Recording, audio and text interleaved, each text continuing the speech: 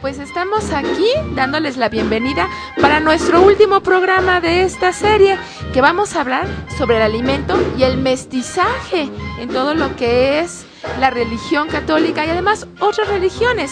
¿Qué es ese mestizaje? ¿Cómo nos hemos actualmente alimentado?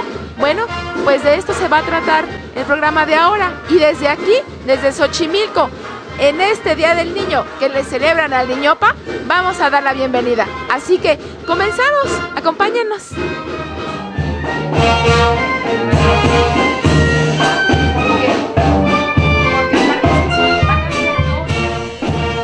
Pues bienvenidos a nuestro programa sobre alimentación y religión, los valores simbólicos que tiene nuestra alimentación en nuestra vida. Y el día de hoy tenemos dos invitados que ustedes seguramente ya conocen porque han estado con nosotros en ocasiones anteriores.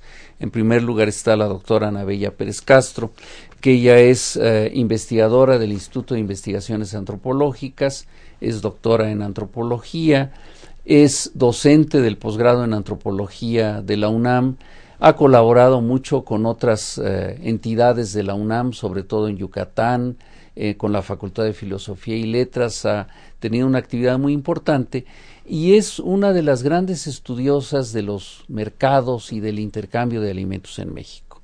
Y está con nosotros también Paris Aguilar.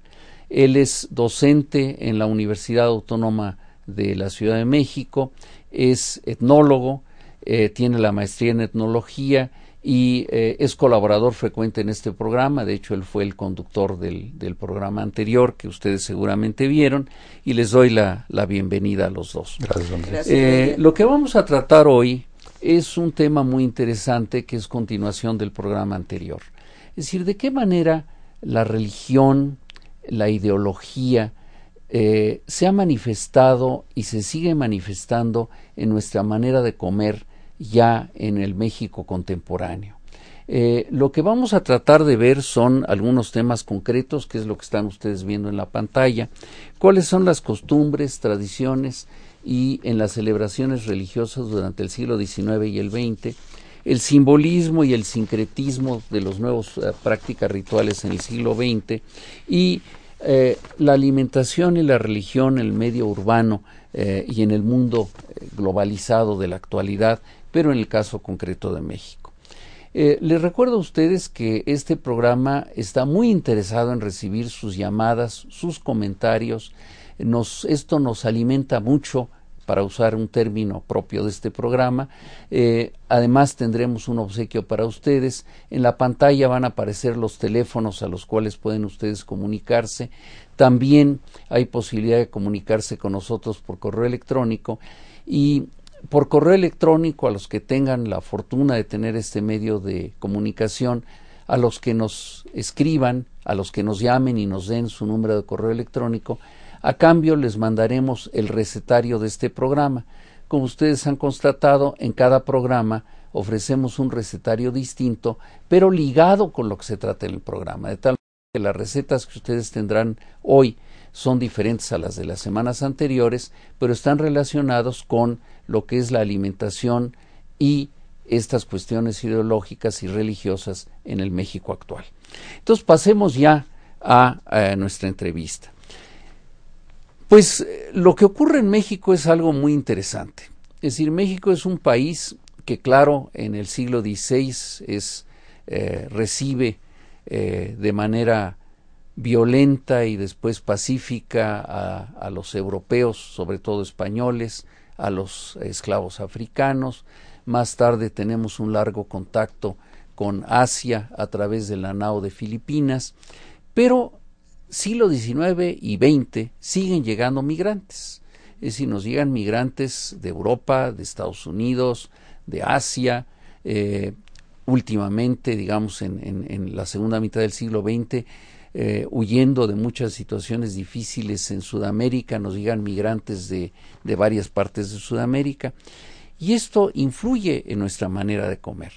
Entonces quisiera yo preguntarles a ustedes qué influencias hemos tenido por estas migraciones recientes en nuestra manera de percibir la comida y de consumirla. Adelante, Bueno, Anabel. esto que dices es muy interesante, Luis, porque si pensamos en lo que fue principios del siglo XIX, 1810, 1820, hay estados de la República donde existe el problema de que están despoblados. Entonces esto fomenta mucho de las políticas de colonización, ¿no? Entonces recuerdo mucho el caso del sur de Veracruz, que a lo mejor muchos de ustedes conocen, Minatitlán, Coatzacoalcos, donde don Tadeo Ortiz, que en ese momento está encargado pues de todo lo que es poblar ese territorio, hace una campaña en Francia y apoyado mucho por la obra de Humboldt, donde atrae a la gente que también está sufriendo en Europa, y esto tenemos que tenerlo también muy claro, el problema de la revolución industrial y los efectos que ha tenido. Entonces se hacen campañas para promover el llegar a colonizar todas estas tierras de México. La gente se atrae porque además les pintan que el sur de Veracruz pues tiene lo cálido de los terrenos, y hablar de calidez en el sur de Veracruz, pues realmente es una gran utopía, ¿no? Y hablan de los volcanes, de las tierras nevadas y de las grandes facilidades que hay para sembrar. Entonces esto atrae a muchos franceses con experiencias realmente catastróficas, pero lo importante es que todos estos movimientos de población, en el caso de los franceses e italianos, pues nos va a dar colonias muy importantes de asentamiento. Conocemos Martínez de la Torre, que en la actualidad es famosa, ¿no?, por todo lo que viene siendo lo que se trajo con estos grupos de colonización. Entonces recordemos simple y sencillamente los quesos, que son una maravilla, la crema, todos los lácteos y el impacto que tuvieron en la alimentación de la zona. Entonces creo que uno de los grandes logros que se tuvo con esta colonización fue la introducción de estas cocinas, ¿no? La cocina francesa con el pan, con todo lo que son los postres, y los italianos pues con las pastas, con la importancia de estos lácteos y todos los derivados que de los lácteos se tenían. ¿Quieres agregar algo, Pari? Sí, un punto importante me parece es cuando pensamos en el tema de la mezcla de los mestizajes en el ámbito de la alimentación, es pensar, perdón, sobre todo en que no solamente estamos hablando de integración de alimentos objeto o de prácticas como tales, sino estamos hablando de la modificación sustancial de los patrones de vida de las poblaciones. Los cambios habidos durante la conquista se vieron reflejados de manera muy evidente en prácticas de la vida cotidiana y que están muy documentados y que tienen que ver con la religión, que tienen que ver con la familia, que tienen que ver con la socialización, etcétera, etcétera. Pero poco se habla de lo que significó ese cambio a nivel de digamos, los procesos que incorporaban esas prácticas, esos hábitos, esos alimentos como parte de un reconocimiento social. Y yo creo que cuando hablamos de mestizaje, de cualquier tipo de mestizaje, es muy importante que pensemos en esos procesos que no son tan evidentes, pero que están presentes y que van a formar parte y a marcar el conjunto de la vida cotidiana de las comunidades. Lo que comentaban Anabel hace un momento va muy acompañado de este problema, es decir, ¿qué se incorpora durante el periodo, por ejemplo, de la independencia, la revolución, etcétera, todo esto? ¿Qué se incorporan? ¿Los objetos, las prácticas per se, o se construyen nuevas prácticas, ¿no? Se inventan nuevas prácticas y se inventan nuevas formas de llevar a cabo esas prácticas? Y esto, me parece, define la dinámica de la alimentación como sistema y como proceso. Es decir, tenemos la idea de que cuando pensamos en la tradición, pensamos en la lógica de lo estático, de lo inamovible, de lo propio de los antepasados, pero no pensamos en términos de un proceso dinámico. Y justamente lo que expresaba Ana Bella está ilustrando justamente esto. Con todas estas lógicas de cambios culturales, cambios sociales, también se dan los cambios en la cuestión de los hábitos alimentarios, de las prácticas, y estas se incorporan, se resignifican y se reconstruyen literalmente, por lo tanto reconstruyen a las propias sociedades, ¿no? ¿Podrías darnos un ejemplo concreto? Pues Ana Bella lo comentó, pero podríamos hablar, por ejemplo, que cabe la menor duda de que cuando hablamos, por ejemplo, de las comidas rápidas, de la incorporación del sistema de fast food en la vida urbana en los últimos 30 años en la Ciudad de México, por ejemplo, esto es algo que queda muy claro como una práctica que tiene que ver con formas diferentes de hacerse el alimento, se incorpora, se acepta y transforma muchos de los hábitos alimentarios en las prácticas de las grandes ciudades, ¿no? En la Ciudad de México nos toca vivirlo porque nosotros incorporamos el tema de la comida rápida realmente muy recientemente. No me meto en la discusión de si los tacos y las tortas son el equivalente, creo que es otro problema, pues si quieren lo platicamos, pero creo que el tema de la incorporación de los sistemas de comida rápida al ámbito de la vida urbana es un buen ejemplo de cómo estos cambios se incorporan y no incorporamos solamente los alimentos objeto, sino prácticas, hábitos, propiamente, digamos, construcciones cognitivas, por decirlo de alguna manera, ¿no? Yo quisiera usar un ejemplo más anterior al que tú das, que es algo que mencionaste, el pan dulce. El pan dulce. Claro. Entonces, si quieres agregar algo sobre pan dulce. Antes del pan dulce, yo estaba pensando en el café. Sí. En el siglo XIX, con los alemanes, se introduce la producción del café. México se convierte en un productor importante de café, sobre todo en el Soconusco, ¿no? Que es una de las zonas donde los alemanes invierten para tener estas grandes producciones de café. Entonces, si pensamos cuál fue el impacto del café, por principio desplaza la práctica del chocolate, ¿no? Claro. Entonces se incorpora y de los atoles. Y de los atoles a este ámbito, y con el café surgen pues los cafés, ¿sí? Entonces, si vamos viendo todo lo que impactó, la forma en que modificó pautas, pues es impresionante, no solamente a nivel de la transformación de los hábitos, sino también en el surgimiento de las mismas instituciones que se van a dedicar al café. Entonces, esto es impactante, ¿no? Y bueno, ¿y con qué acompañas el café muchas veces? Claro. Pues con el pan. Entonces, ahí estamos hablando de estas relaciones, ¿no? De estos sincretismos a nivel de la alimentación, que para un francés o para Europa era impensable que el café fuera para acompañar. El café se toma por sí solo. Aquí no podemos pensar en un cafecito con leche, sino claro, la práctica del sopeo en muchas veces, en muchas ocasiones, ¿no? Sí. Entonces creo que es un ejemplo muy bello de dos cosas, como tú dices, dos objetos alimento que llegan de vertientes distintas, pero que se incorporan a la ideología y que se juntan de una manera pues casi indisoluble, ¿no? Sí. Claro, y que crean un producto nuevo, eso es muy importante, muy importante.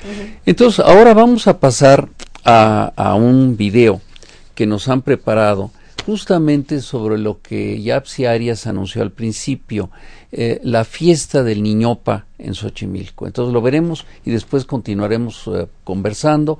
No se olviden que están a su disposición nuestros teléfonos y el correo electrónico para que se comuniquen con nosotros. Muchas gracias.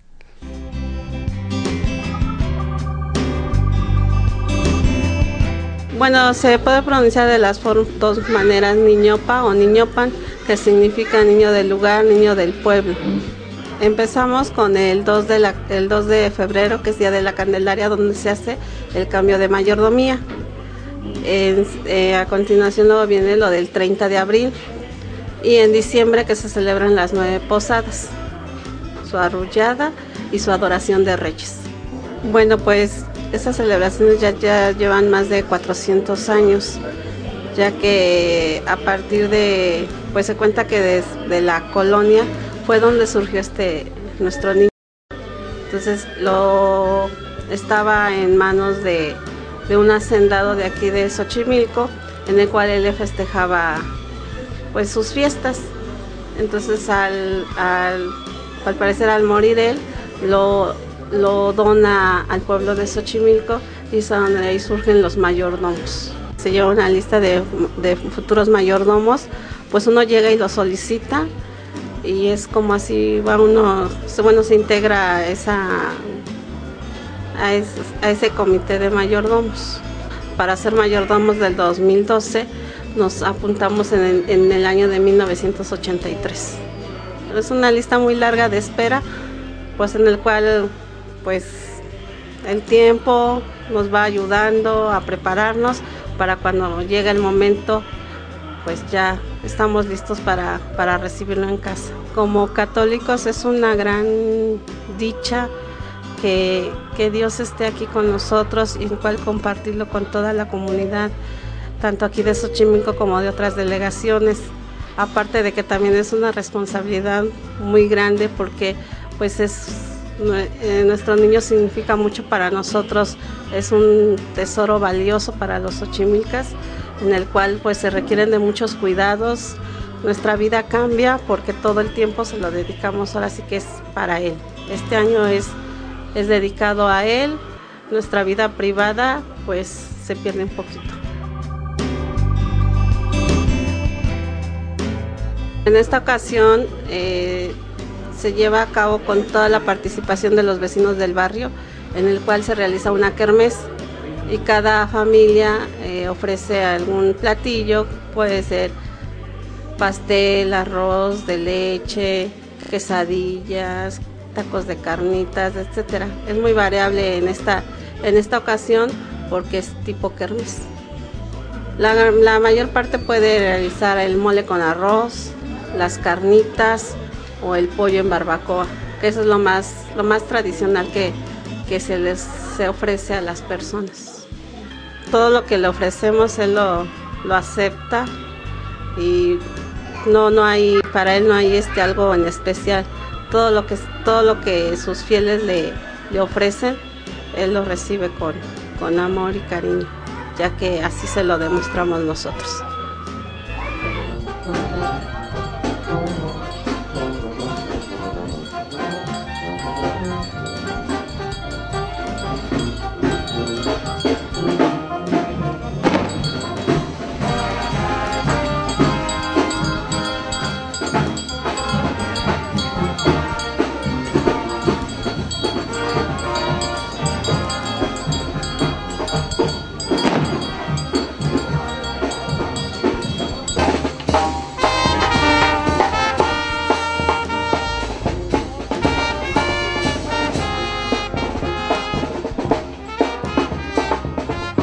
Mire, nosotros de hecho somos del estado, somos de Jalaclaco, Estado de México.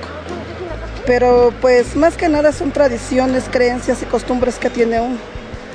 Y pues compartir todo esto con la gente es para que todos se den cuenta de lo bonito que tenemos en el pueblo, en México, de las tradiciones y costumbres.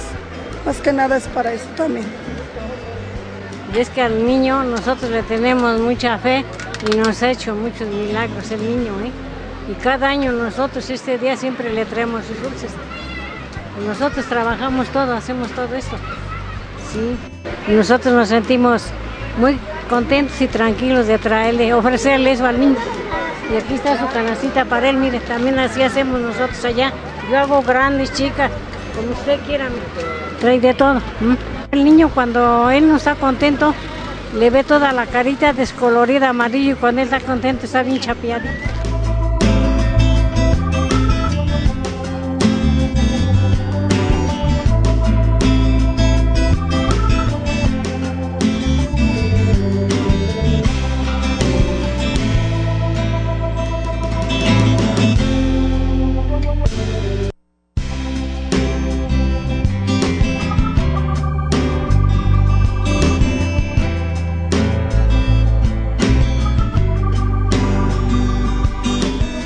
Tenemos una interesante pregunta de Alejandro Martínez que nos da pie para continuar hablando de en qué forma hemos ligado la religión a los alimentos. Y la pregunta que hace Alejandro Martínez es si todavía en la actualidad, y desde luego lo pregunta para el siglo XIX, había alimentos que tuvieran un simbolismo de comunión con Dios independientemente de lo que llega con la hostia y el vino con la conquista.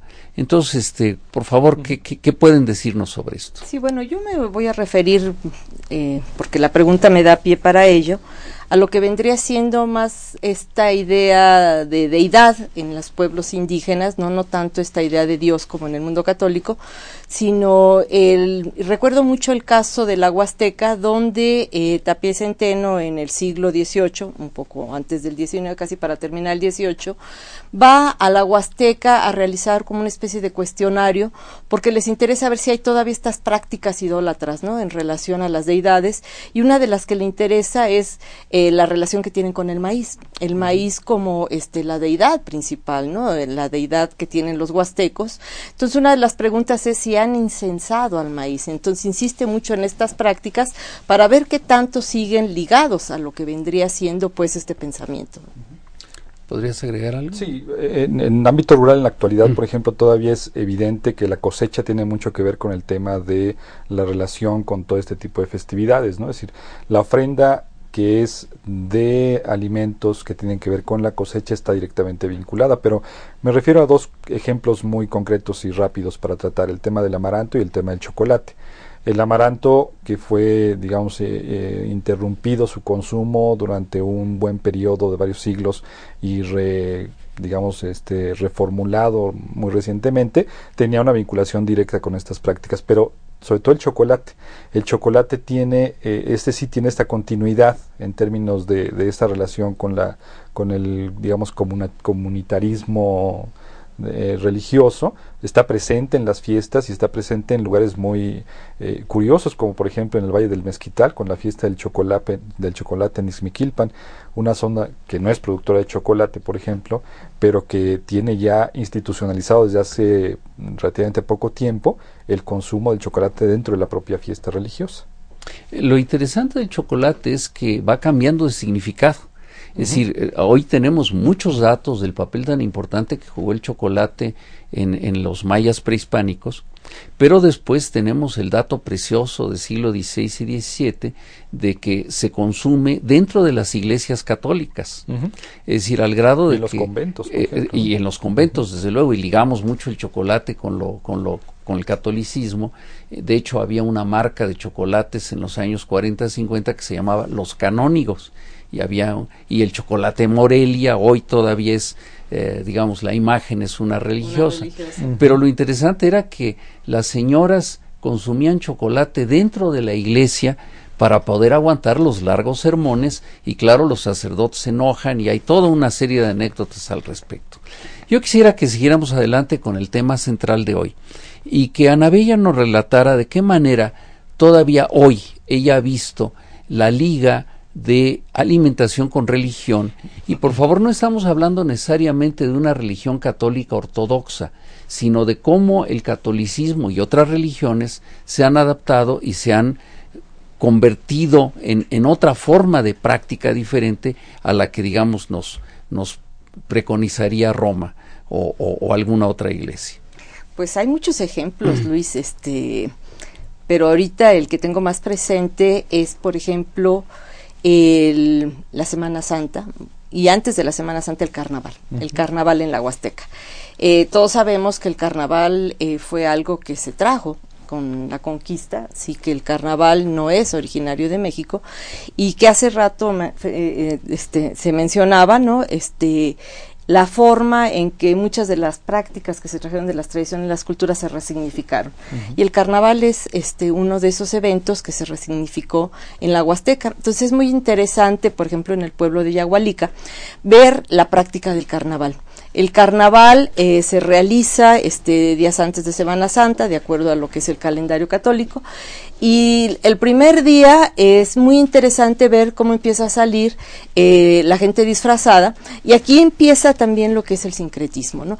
Cómo la gente supo muy bien amalgamar una tradición con sus propias costumbres. Salen los disfrazados, pero estos disfrazados se supone que son los que han muerto en accidentes, o los que murieron asesinados, o los que murieron por brujería, todos los que tuvieron una mala muerte, ¿no? Que es lo que se considera en la Huasteca. Entonces salen disfrazados con la ropa más vieja, sucia y rota. El carnaval es una época en que todo se transgrede, entonces los hombres se disfrazan de mujeres, se disfrazan de políticos, entonces sale toda la gente disfrazada y los vas viendo que van cargando a un muerto, que es un muñeco, lo van cargando entre 4 personas, entonces este muñeco lo van cargando, van paseando, van bailando durante todo lo que es la celebración, durante todo el día, y ya como a las 3 de la tarde lo depositan en la cancha de básquetbol, y cuando lo ves ahí, lo empiezan a desvestir, y lo que queda abajo es un zacahuil. Un zacahuil que vas quitándole todo lo que es la hoja de plátano que se quemó, y entonces ese cuerpo sirve para alimentar a todos los que estuvieron. Pero explica que es un zacahuil. El zacahuil, no, porque es una de las preguntas, claro. Entonces no lo voy a explicar, porque ya les daría la respuesta. Entonces ese zacahuil sirve como alimento para toda la gente que ha estado en la celebración, ¿no? Entonces encontramos que una tradición impuesta se resignifica con el simbolismo que tiene el zacahuil, con el hecho de considerarse un cuerpo que alimenta a los humanos en un acto de reciprocidad, ¿no? Entonces está relacionado el maíz, la religiosidad, la incorporación del carnaval en un acto realmente interesantísimo, ¿no? Que te deja ver cómo perduran, cómo se resignifican muchas tradiciones de un pueblo, pero actualizándolo a diferentes momentos y sobre todo a la época actual, ¿no? ¿Tú, Paris, tendrías otros ejemplos? No, más bien retomaría el ejemplo de Ana Bella hace un momento, porque justamente de las cosas que comentábamos un poquito antes de comenzar, era cómo había esta integración de cierto tipo de valorizaciones que están plasmadas en este ejemplo que tú pones, en donde sí tiene que ver con este asunto de el consumo del tamal del zacahuil, que representa al mismo tiempo alimento para el cuerpo y alimento para la tierra, ¿no? Claro. Pero además también nos aventábamos a especular un poco que era un poco como el sentido simbólico de comerse al malo, ¿no? Claro. Acabar con la maldad comiéndoselo, pero al mismo tiempo resignificando y reconstituyendo a la tierra a propósito de ese acto, ¿no? Que es un acto simbólico de manera concreta, pero que guarda en sí mismos un conjunto muy importante de referentes, tanto de las formas tradicionales de la expresión mesoamericana como de las formas traídas por los propios europeos, ¿no? Bueno, pues vamos ahora a una pausa, pero ustedes ya tienen unas pistas de la pregunta que vamos a hacer. Les pedimos por favor que estén atentos a su pantalla, donde van a salir nuestros teléfonos, el correo electrónico, y las preguntas que queremos hacerles a ustedes es justamente que nos digan qué cosa es un zacahuil. Ya tuvieron algunas pistas, ya no es una pregunta tan capciosa como parecería. Y la otra pregunta, la segunda pregunta, es ¿cuáles son los tamales, digamos, típicos de esta época que estamos viviendo? Estamos en vísperas de Día de Muertos, al momento que estamos haciendo este programa en vivo, y recibirán ustedes a cambio, todos los que escriban, los que tengan un correo electrónico donde les podemos mandar, todos recibirán un recetario, pero nuestro obsequio de hoy son los 2 libros que están sobre nuestra mesa, que son de la autoría de la doctora Ana Bella Pérez Castro. Solamente tenemos 2 libros, entonces a los 2 primeros que contesten las preguntas de qué es un zacahuil y cuáles son los tamales típicos de esta época, se les obsequiará un libro. Les recuerdo que ustedes tienen que estar pendientes de que tendrán que venir a Ciudad Universitaria por los libros, o sea que si usted vive en Mexicali, pues no les será fácil venir a recogerlos, pero si usted vive en el Distrito Federal sí les será fácil venir a recogerlos, les daremos las instrucciones después. Entonces, por favor, llámenos, estamos muy interesados en saber de ustedes, en tener sus opiniones sobre el programa, y vamos a una pausa para después continuar con la segunda mitad de esta interesante conversación.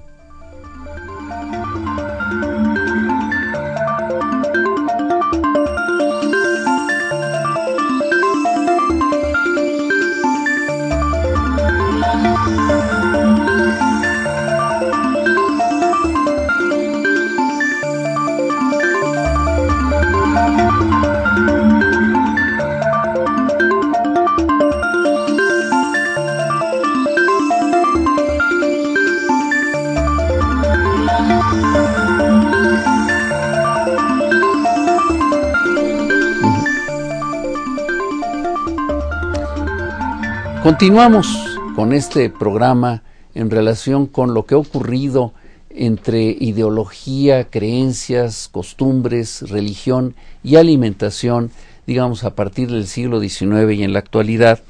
Y la parte que vamos a tratar en este bloque es cómo influye la geografía en todo esto y qué papel juegan los mercados. Como dije al principio, Ana Bella tiene una gran experiencia en el estudio de mercados de distintas partes del país y quisiéramos que nos platicaras un poco qué papel juegan los mercados para consolidar todo esto a lo que se ha venido refiriendo Paris y tú, de cómo se integra la alimentación a las costumbres, pero sobre todo, como decía Paris, no como un objeto, sino como todo un contexto complejo de cómo se piensa y cómo se consideran las cosas. Sí, los mercados son fascinantes, Luis. Realmente, irse a dar una vuelta por un mercado es descubrir lo que es un paisaje, porque lo que te encuentras ahí son los productos que vienen de una región determinada, pero además te encuentras lo que procede de otras regiones. Entonces los mercados son el mejor espacio para ver estos contactos culturales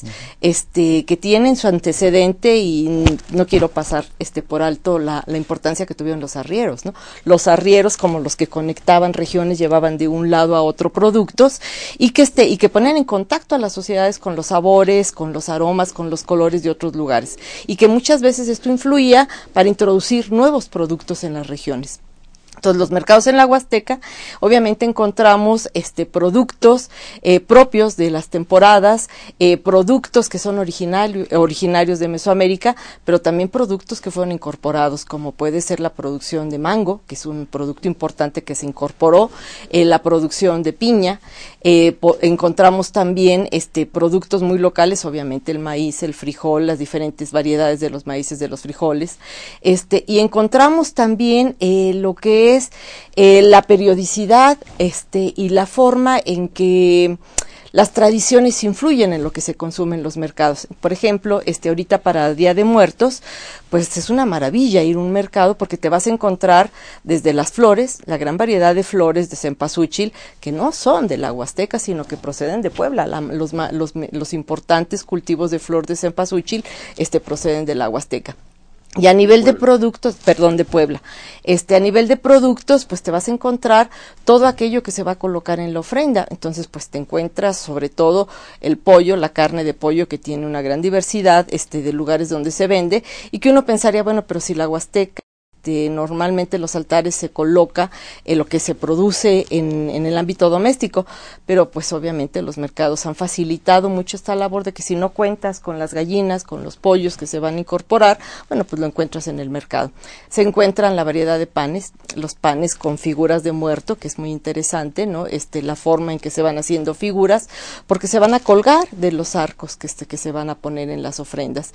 Encontramos la variedad de dulces, muchos dulces también vienen del estado de Puebla, y encontramos pues obviamente lo que son todos los productos necesarios para elaborar la rica variedad de tamales, ¿sí? La variedad de tamales, que simple y sencillamente, si pienso en uno de los más característicos para esta época, son los tamales de camarón. Entonces te encuentras la venta del camarón seco, que es con lo que se elaboran, la diferente variedad de moles, de chiles, que van a servir para hacer la salsa con la que se van a aderezar estos tamales, el pipián, que es algo importante. Entonces, con eso te encuentras la rica variedad de tamales que se encuentran en la Huasteca, desde los tamales de pipián, los tamales de camarón, no voy a mencionar uno, también otros que son de frijol, el tamal de Saramando, se me olvidó el nombre ahorita, de un frijol, el frijol tierno, que se utiliza mucho para la ofrenda, sobre todo para los niños.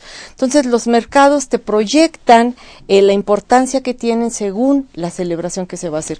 Para carnaval es otra cosa. Los mercados adquieren otras características completamente distintas.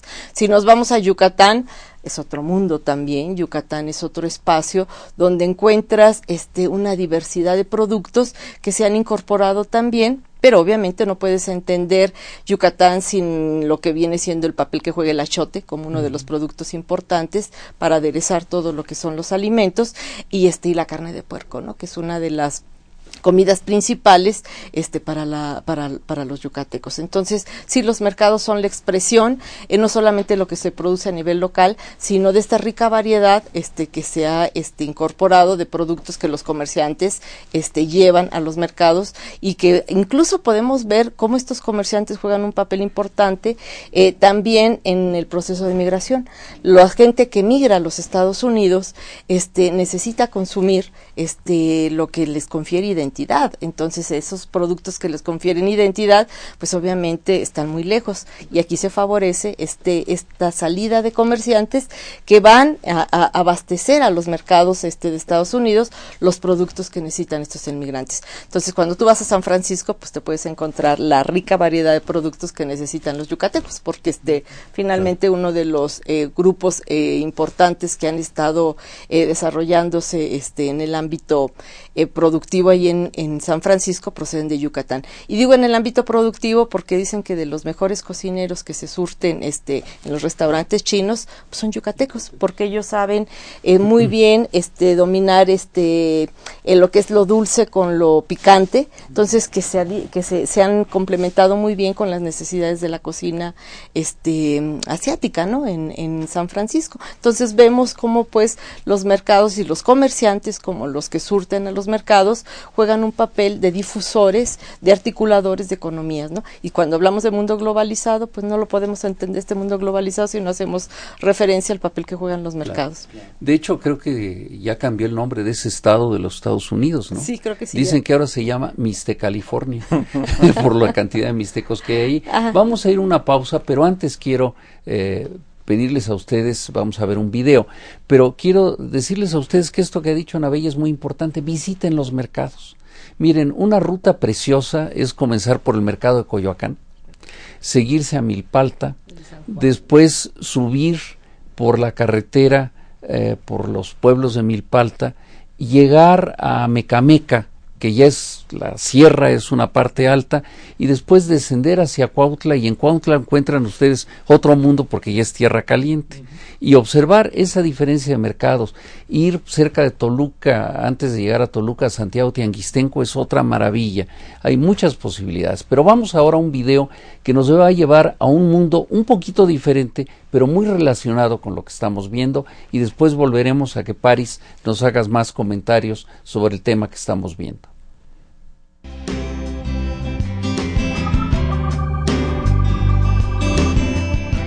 Me parece que el concepto de sincretismo habría que ubicarlo bien en las agrupaciones juveniles, porque podemos correr el riesgo de que lo que se genera a partir de estos cambios culturales, una nueva identidad, pudiera trastocarse esa conceptuación.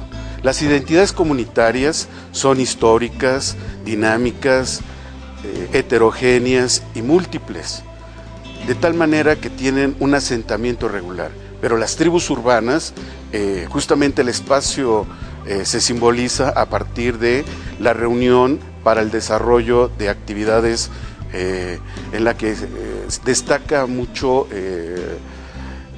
la diversión, ¿no? Son comunidades de emoción, diría Weber, pudiera darse cuenta de este fenómeno juvenil, pero para Michel Maffesoli, creador del término, solamente son agrupaciones juveniles y no constituyen tribus en el sentido clásico del término, sino una metáfora, ¿no? De esta manera entonces podremos hablar de tribus urbanas como unos híbridos, puesto que están en un proceso de transición. Esto es, el grupo de edad adolescente está en la búsqueda de una identidad, y hacerse de un grupo juvenil con toda la imagen y la personalidad o adscribirse a alguno de estos le permite seguridad, a veces hasta poder, para desarrollarse en esa búsqueda de identidad. De esta manera entonces podemos decir que hay híbridos culturales más que sincretismo moderno.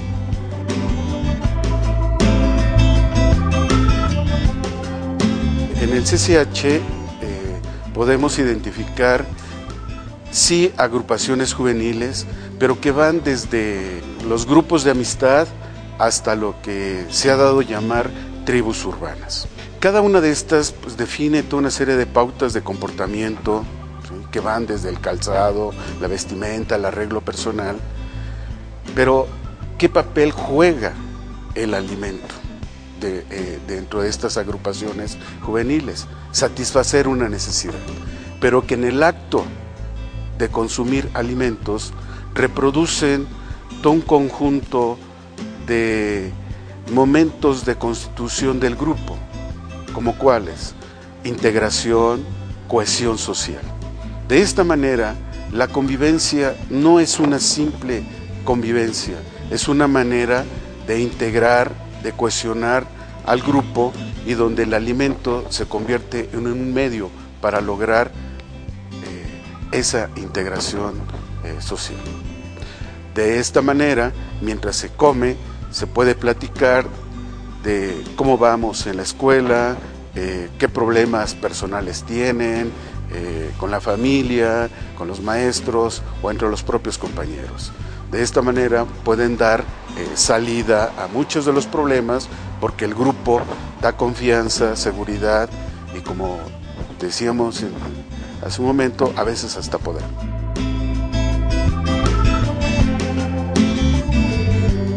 Las preferencias alimentarias de estas agrupaciones juveniles no tienen alguna inclinación preferente por algún tipo especial de alimento, exceptuando el que pudiéramos identificar o se ha dado a llamar como el fast food juvenil.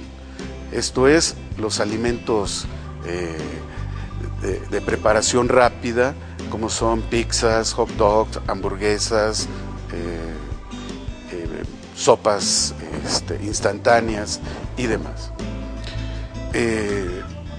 Pero eso no excluye que en el ámbito escolar o en su casa consuman los alimentos que tradicionalmente caracterizan a la cocina mexicana, como son la vitamina T, ¿no?, o que pudiéramos llamar así porque son tortas, tacos, tlacoyos, entre otras cuestiones. Sin embargo, me gustaría hablar de dos casos muy específicos, como son la tribu urbana de los anarcopunks, que evidentemente tienen un imaginario contestatario contra el sistema y que no gustan de consumir o comprar los productos que se venden en esta sociedad.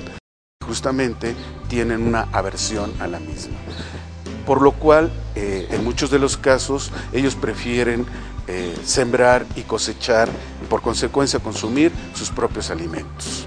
Otro caso son las personas que individualmente se declaran vegetarianas. Estas tienen una aversión a la carne por múltiples factores. No les gusta su sabor, su olor, o simplemente no les gusta que maten a los animales, por lo cual se hacen a esta idea de evitar la carne y consumir productos vegetales.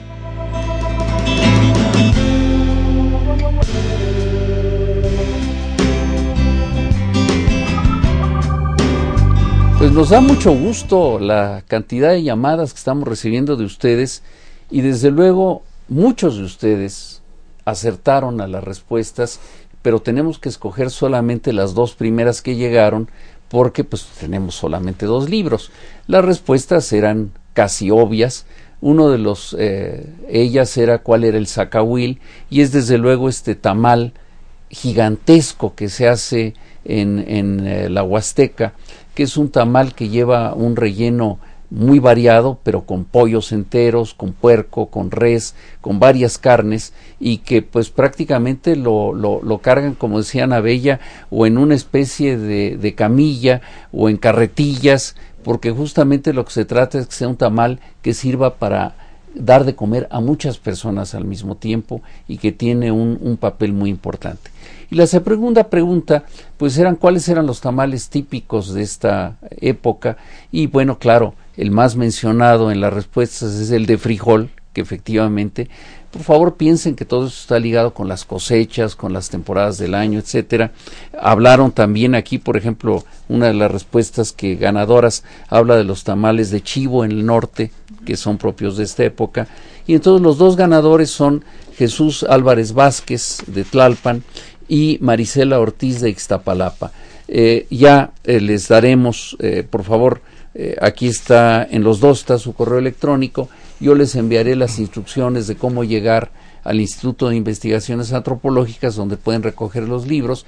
Lleven nada más una copia de su identificación, no nos importa que sea la del credencial para votar, cualquier identificación para que quede constancia de que ustedes recibieron esto.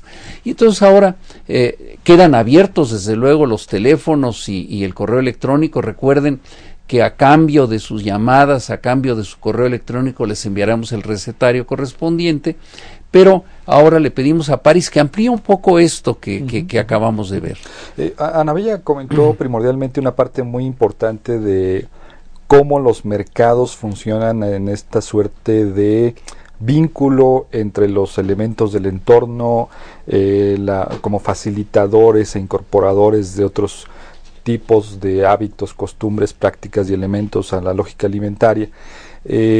Y yo estaba pensando, justo cuando la escuchaba hablar, de cuál es la diferencia, por ejemplo, con el mercado global. El mercado global, casi que si escuchamos a Ana Bella, estamos escuchando también la descripción del mercado global per se. Sin embargo, hay diferencias importantísimas que creo que nos permiten documentar y entender empíricamente mejor de qué hablamos cuando hablamos de este papel que tienen los mercados como grandes mecanismos de incorporación de hábitos. En el ejemplo que exponía Ana Bella era muy evidente, era muy claro que estábamos hablando de procesos de largo plazo, de largo tiempo, que se dan de manera sutil en muchos casos y que tardan a veces muchos años en incorporarse prácticas, elementos, etcétera, a la alimentación. El mercado global, curiosamente, básicamente funciona igual. Al final de cuentas, lo que busca es resolver necesidades, etcétera, aparte del tema de la ganancia, lo que sea, pero además algo que es muy evidente es la incorporación en tiempos muy breves de estas prácticas, estos hábitos, estas costumbres que van a estar siendo estos procesos acelerados de manera muy importante por las dinámicas del mercado global. Justamente pensando en el tema de lo que se avecina en los próximos días, si ustedes se dan un recuerdo hacia atrás de lo que fue las últimas temporadas, los últimos meses de los mercados en las grandes ciudades, se darán cuenta que se adelantaron mucho y se han adelantado y sistemáticamente se están adelantando cada vez más los periodos de mercadeo. Pero por favor, no me estoy refiriendo solamente a los artículos suntuarios o no, que tienen que ver con los adornos, el fetiche, por ejemplo, de Día de Muertos. Me estoy refiriendo también al tema que tiene que ver con los alimentos y las prácticas asociadas. ¿Cómo se expresa esto? ¿Cómo se expresa este problema? Bueno, pues yo creo que todos nos hemos preguntado por qué en pleno julio empezamos a ver calabazas de Día de Muertos o pan de muerto, o en pleno noviembre empezamos a ver roscas de Reyes. Es decir, creo que estas dudas, es decir, esta suerte de incertidumbre, por decirlo de alguna manera, es de lo que estamos hablando. Es decir, son estos procesos que pasan también por cómo los sujetos individuales y sociales van construyendo sus propias dinámicas de aceptación o rechazo de cierto tipo de cosas. Lo que es muy claro y preocupante es que, por ejemplo, en nuestro ámbito ha tenido mucho éxito el adelantar esos procesos de mercadeo, ¿no? Al final de cuentas están porque también hay una suerte de demanda que hace que esto se consuma. Y repito, no estoy hablando solamente de lo suntuario, sino también de lo, digamos, esencial o fundamental de este tipo de procesos. Entonces, la gran diferencia es que estos procesos se dan de manera muy acelerada, por cierto, se dan de manera también muy masiva, porque implican procesos económicos mucho mayores, ¿no? Políticos, sociales, etcétera, de mayor dimensión del ejemplo que estaba exponiendo Ana Bella, ¿no?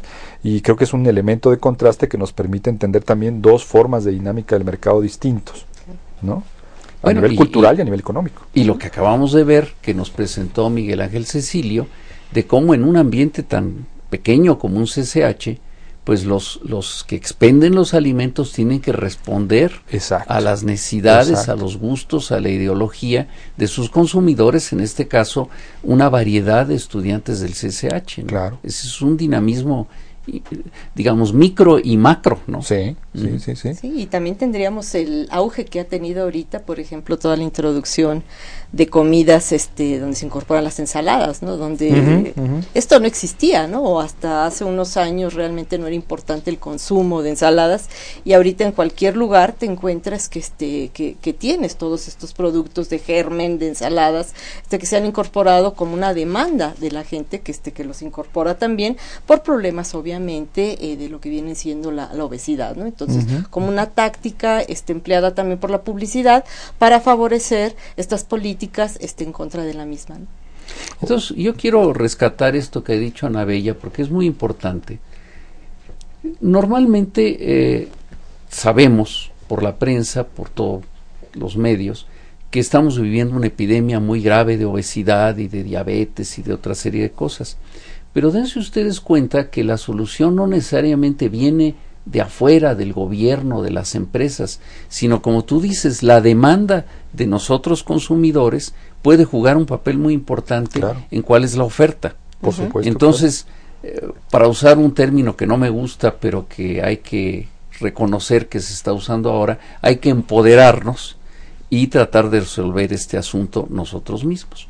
Nos quedan 3 minutos, entonces yo les pediré a ustedes que nos hagan un resumen y tal vez alguna nueva idea sobre el tema que hemos estado tratando, que es ideología y alimentación, siglo XIX, siglo XX, como ven ustedes, hasta llegar a ayer o a hoy.